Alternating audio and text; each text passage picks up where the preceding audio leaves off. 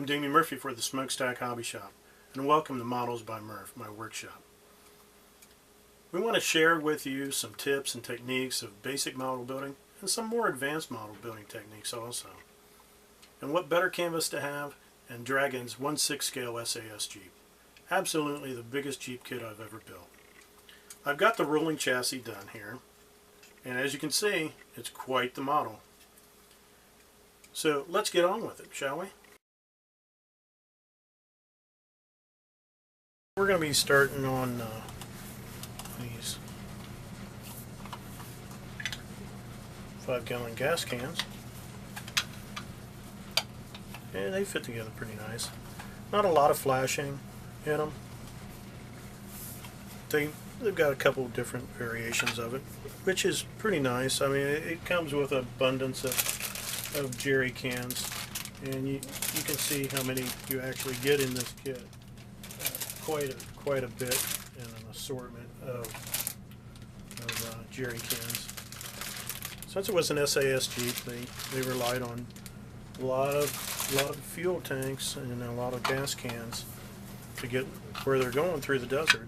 And now I like using the Tamiya ultra thin glue on this stuff, and I like how it works because of just the way it has that super thin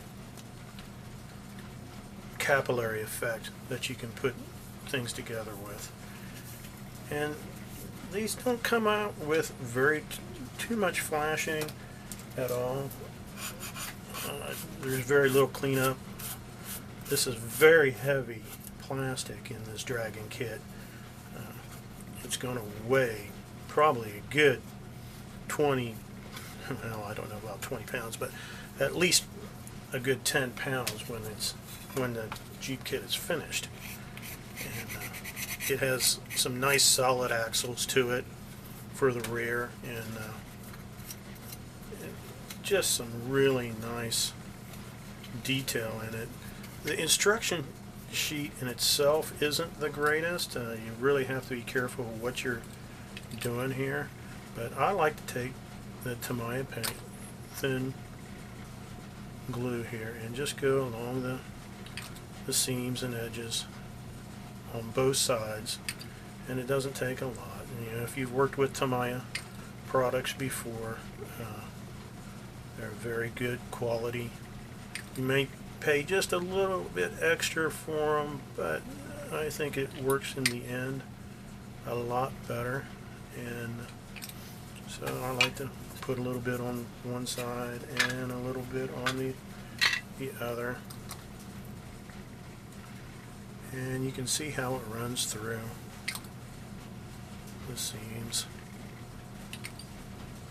And we'll glue all this up and get it all sanded up and all pieces together, and then we'll start priming it. And I like to use Vallejo's surface primer. I like it, how it works. You definitely, with this type of plastic that Dragon's used, it's so heavy that you absolutely need a primer on it to go on there. And we'll sand those seams and fill any seams that we need.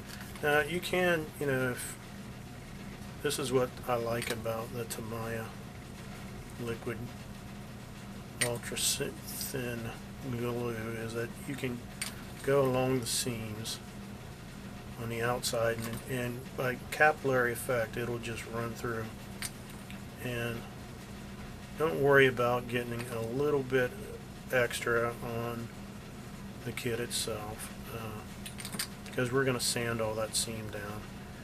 And the Tamiya liquid cement comes in a little bit thicker Tamiya's or Tamiya glue, and I like to get it. Sometimes you get a little extra on there, you have to clean it off. And we'll set that aside and sand those up, and then we'll be right back with the prep on the paint.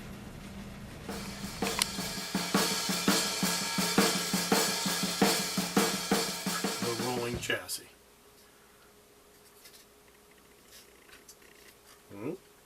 Yeah. Hi, I'm Damien Murphy for the Linux. It's a rolling chassis now.